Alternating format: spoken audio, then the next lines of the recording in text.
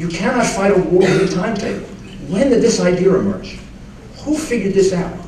This is the dumbest thing and the most dangerous thing you can possibly do. Imagine if we had engaged in the Civil War, or the First World War, or the Second, with a timetable. You know, we'll fight Nazism for 3 years, then we'll get tired and leave. You demoralize your troops and put them under much greater danger. Because they realize the more pressure we can put on them, maybe they'll speed up that withdrawal. And they suddenly won't change their minds.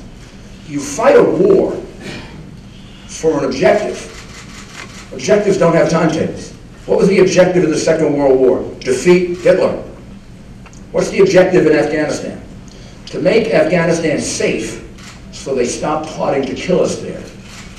And right now, if the election took place, I believe the president would lose to any one of the Republican, top 2 or 3 Republicans that are running. They lose because the American people are fed up with the results.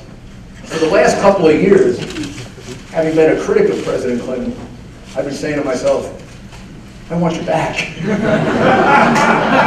weren't so bad. There is nothing insulting to decent, good members of the Muslim religion in my saying Islamic extremist terrorism, any more than it was insulting to the Italian-American community when I was a prosecutor to say the word mafia, or that it would be insulting to decent Germans to say the word Nazi. One mistake to avoid is political correctness. You can't fight crime and you can't deter terrorism if you are hobbled by political correctness. I believe that Major Hassan is an example of that. There's no way that Major Hassan should have been a major in the United States Army after several years of spewing forth hatred for the United States of America. I would consider Major Hassan's attack on Fort Hood an Islamic extremist terrorist attack.